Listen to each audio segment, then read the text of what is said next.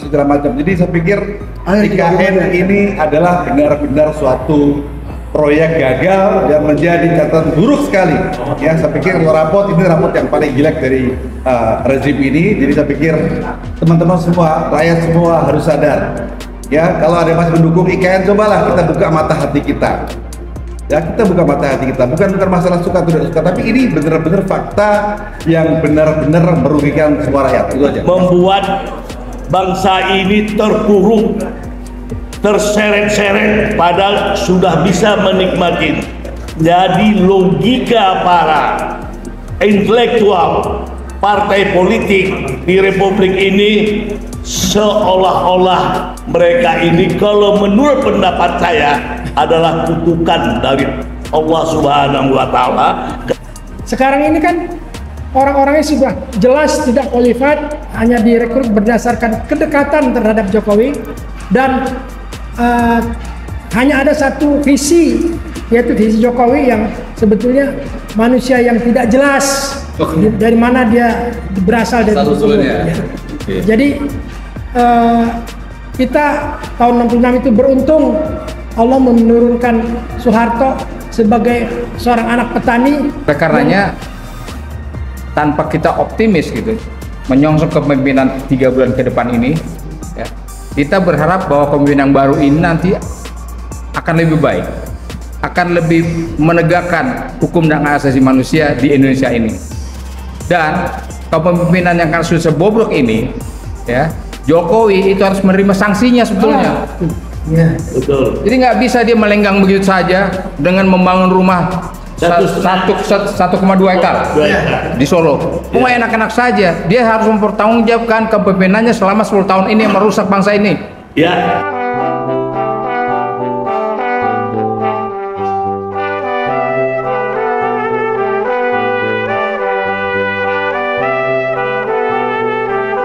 Selamat sore, Assalamualaikum warahmatullahi wabarakatuh. Waalaikumsalam warahmatullahi wabarakatuh. Kami dari UI Watch hadir kembali. Pemirsa, di sini kita ada tamu-tamu dari senior-senior kita dari UI Watch nih. Pertama-tama di sebelah kanan saya ada Bang Heru. Apa kabar Bang Heru? Alhamdulillah. Selamat sore Bang Heru ya. Ada Bang Asrul. Selamat datang Bang Asrul. Selamat ketemu lagi kita. Bang Asril, terima kasih atas kedatangannya.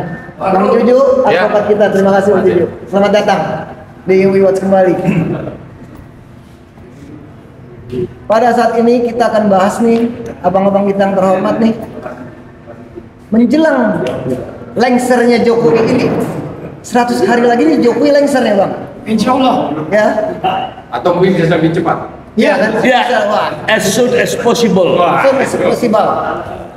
Jadi tanggapan abang bagaimana nih? Karena begini Bang, selama ini IKN bobrok, pinjol, ya kan, judi online marak, belum lain-lainnya lagi, hutang yang mangkrak di mana-mana.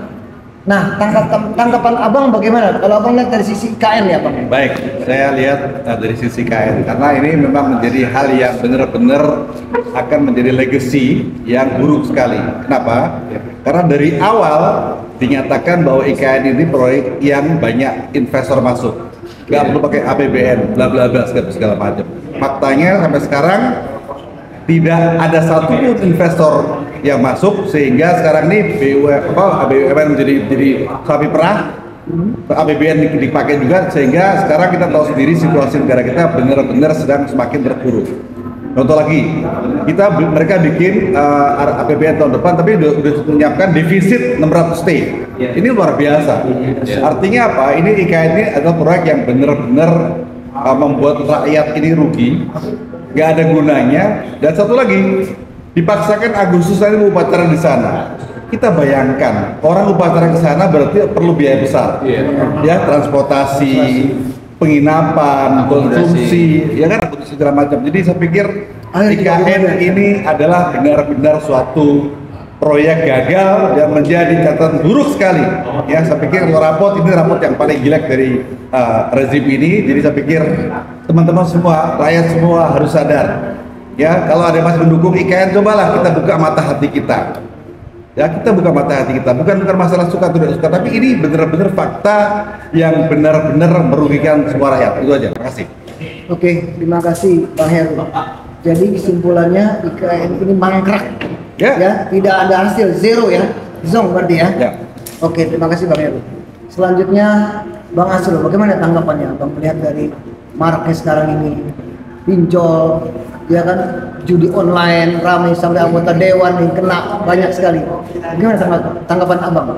Tanggapan saya, ini adalah suatu kebodohan oleh para elit-elit politik, ketua-ketua partai yang salah karena menempatkan orang-orang yang tidak berkualitas di parlemen maupun eksekutif. Oleh karena itu, inilah yang menghancurkan Presiden ke-7 di Republik Indonesia ini, yang membuat bangsa ini terpuruk, terseret-seret padahal sudah bisa menikmati. Jadi logika para intelektual partai politik di Republik ini seolah-olah mereka ini, kalau menurut pendapat saya, adalah kutukan dari Allah Subhanahu wa Ta'ala, karena akal dan pikirannya tidak jalan. Istilahnya kalau bahasa ayat yang saya kutip, kena khatamallahu ala qulubihim wa ala sam'ihim risawatum walahum azabun azim. Itulah mata dan hatinya tertutup sehingga rakyat bisa jadi sengsara. Jadi bagi penyelenggara negara yang korupsi sampai saat sekarang, asetnya juga undang-undang penyitaan aset pemiskinan mereka belum juga terlaksana. Ini berlomba-lomba untuk menghancurkan negara ini dan rakyat ini dibuat jadi miskin. Apabila rakyat ini sudah jadi miskin, timbullah revolusi, yaitu revolusi rakyat, sehingga timbullah komunis yang dicita-citakan selama ini, yang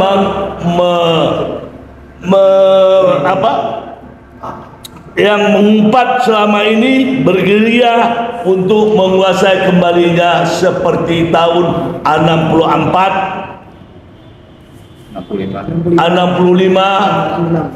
yang akan kembali lagi di dalam perencanaannya, yang di buku yang diketemukan oleh Sarwoidi pada saat itu operasi ke Jawa Tengah. PKI itu akan bangkit 50 tahun lagi. Ternyata ini memang sudah nampak jelas indikasinya. Oleh karena itu, marilah kita bangkit semua, sadarlah para intelektual mau kepada partai politik, jangan saudara-saudara kita ini merasakan sengsara. Inilah perbuatan dari Presiden rezim ke-7 Republik ini. Namanya siapa? Jokowi. Kalau dulu ditinggalkan Hambalang, kalau sekarang IKN dan banyak proyek-proyek yang lain, yang istilahnya bangun waduk, tapi padinya, sawahnya nggak dibangun. Jadi proyek Hambalang mangkrak ya? Mandrak, sampai sekarang mandrak. Berapa itu? Bendungan-bendungan yang dibangun. Hasilnya apa? Di mana impor juga harusnya ini subur dan kita tidak kekurangan pangan. Sekian Pak Asril, bagaimana pendapat Pak Asril? Begini Bang, tadi abang mengatakan soal mangkrak, ya kan? Oke. Jadi tanggapan abang ini mangkrak, akhirnya rugi total, dan rakyat ini kesimpulannya abang berarti menyimpulkan rakyat ini sengsarakan semuanya, dimiskinkan, dibodohin. Bukan udah bodoh, dibodohin. Ini rakyat kita, kultur itu sebenarnya bagaimana cara pemimpin ikut semuanya. Ini yang dikatakan oleh budaya Engge, iya. Udah Engge. Engge tidak berani bersuara, padahal mengkritik itu adalah untuk kebaikan. Iya. Oke. Terima kasih. Ya. Cukup tegas jawabannya. Kembali Bang Hasril nih. Terima kasih. Angkatan dari 67 ya. kasih. Ekonomi ya, sudah ekonomi. Tanggapan Abang mengenai IKN, juga ada judi online ya. Lalu satu lagi pinjaman online. Marak ini. Abang melihatnya dari sudut pandang ekonomi bagaimana? Ya, sebetulnya saya ingin melihat dari secara keseluruhan ya. Iya. Tahun 66 itu Kesatuan Aksi Mahasiswa Indonesia, seluruh Indonesia berarti melakukan simposium namanya judulnya The Leader, The Man, and the Gun. Wow. Wah, Keren itu ya. keren. Keren. Itu sebetulnya cocok juga dengan teori manajemen. The leader adalah orang yang memimpin, Oke. bukan sendirian. Mungkin dengan kalau kayak sekarang itu ada presiden dan ada DPR, MPR. The man itu di bawah menteri-menteri dan rakyat. The guns adalah kebijaksanaan yang harus ditelurkan oleh orang-orang yang dianggap qualified dan diimplementasikan ke dalam kebijakan-kebijakan selanjutnya. Nampaknya the leader, the man and the gun itu masih bisa relevan dengan keadaan sekarang untuk memperbaiki keadaan. Jadi kita tidak ada gunanya menyesali apa yang sudah terjadi, yang sudah dirusak oleh Jokowi. Marilah kita melihat bagaimana the leaders, the men ini harus direkrut, dan the guns itu sebetulnya kebijakan yang dilahirkan oleh orang-orang. Kalau orangnya qualified, insya Allah kebijakannya juga betul. Sekarang ini kan orang-orangnya sudah jelas tidak qualified, hanya direkrut berdasarkan kedekatan terhadap Jokowi, dan hanya ada satu visi, yaitu visi Jokowi yang sebetulnya manusia yang tidak jelas dari mana dia berasal dari ya. Jadi kita tahun 66 itu beruntung Allah menurunkan Soeharto sebagai seorang anak petani yang mau belajar banyak. Memang beliau bukan seorang anak pintar, tapi seorang anak petani yang mau mendengarkan para profesor yang kebanyakan ini tahun 66 berasal dari Fakultas Ekonomi UI yang menjadi backbone pembantu-pembantu beliau. Pionir. Sehingga tahun 81 Indonesia berhasil sebagai produsen beras, swasembada beras. Berarti dalam waktu 14 tahun Indonesia lepas landas sebagai swasembada beras.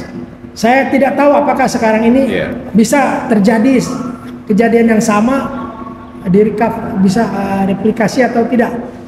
Tergantung kepada apa yang akan kita kerjakan setelah Jokowi lengser, maksimum 3 bulan ke depan. Kalau kita salah memilih pemimpin, ya nanti leadersnya salah. Kan sekarang juga orang sudah impor panen raya. Kemarin kita sama-sama tahu, begitu panen raya, Jokowi malah impor beras. Iya, ya itu kan Thailand. Jadi kebijakannya salah itu. kebijakan salah. Iya kan? Lalu pertumbuhan ekonomi kita malah makin Nyungsep, iya kan? jelas. Pertumbuhan ekonomi jelek sekali sehingga tidak ada investor yang masuk.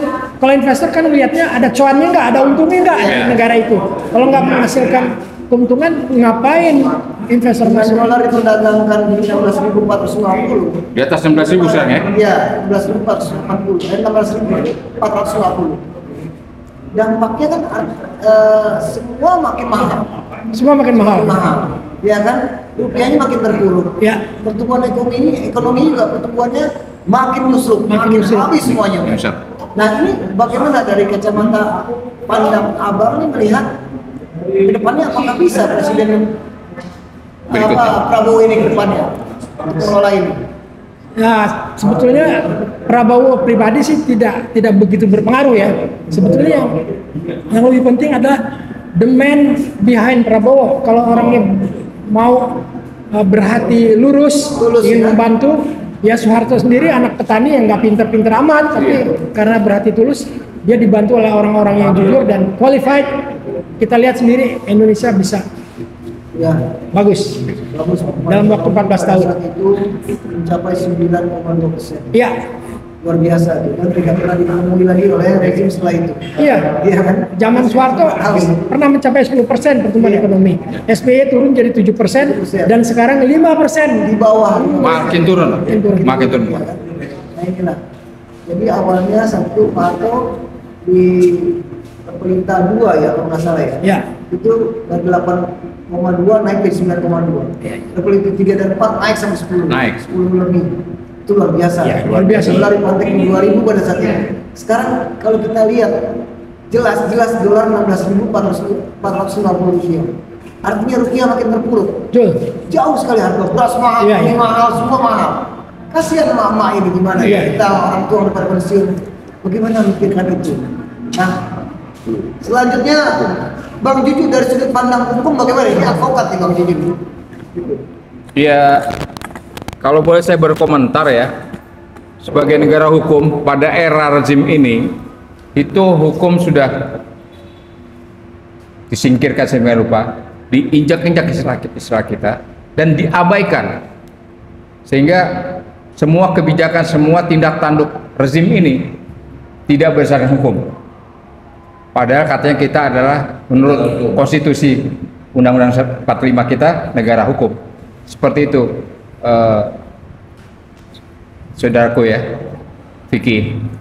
Oleh karenanya, tanpa kita optimis gitu, menyongsong kepemimpinan 3 bulan ke depan ini, ya, kita berharap bahwa kepemimpinan baru ini nanti akan lebih baik, akan lebih menegakkan hukum dan hak asasi manusia di Indonesia ini. Dan kepemimpinan yang kan sudah bobrok ini, ya, Jokowi itu harus menerima sanksinya sebetulnya. Ya. Betul. Jadi nggak bisa dia melenggang begitu saja dengan membangun rumah 1,2 hektar 2 hektar. di Solo. Mau enak-enak saja, dia harus mempertanggungjawabkan kepemimpinannya selama 10 tahun ini yang merusak bangsa ini. Ya. Dari sisi ekonomi, dari sisi hukum, dari sisi penegakan hak asasi manusia, hancur di negeri ini. Dan ini konsekuensinya beliau harus menerima sanksi terhadap rakyat. Jadi kalau bisa, kalau mungkin memang sebelum Oktober sudah ada revolusi rakyat, misalnya revolusi rakyat yang bisa mengganti rezim ini, Pak. Ya. Sebelum waktunya. Setuju. Itu harapan kami. Ya, demikian. Oke. Terima kasih Bang Juju, Bang Asril, Bang Asrul, dan Bang Heru. Ya, saya izin mau menambahkan Bang Juju sedikit. Ya. Sekarang ini di negara kita ini sudah terjadi melakukan pembenaran yang biasa. Seharusnya kan membiasakan yang benar kan? Ya. Ya kan? Sekarang ini enggak. Jadi orang yang biasa salah dibenerin. Gitu kan akhirnya semua korupsi. Nepotisme itu terjadi luar biasa. Rusak semuanya. Padahal harusnya yang benar kan adalah bagaimana kita membiasakan yang benar. Tapi yang terjadi sekarang di era ini adalah membenarkan yang biasa. Ini harus berubah. Terima kasih. Oke. Terima kasih. Tanggapannya nih keren banget nih semua nih. Senior-senior kita nih dari WeWatch, alumni UI luar biasa. Jadi pemirsa WeWatch dimanapun berada di seluruh Nusantara ini, kita melihat menjelang lengsernya Jokowi ini itu semakin terpuruk. Utang di mana-mana bengkaknya, IKN yang marak, ya kan? Judi bertebaran di mana-mana, judi online dan pinjaman online, narkoba masuk semuanya ke semua lini.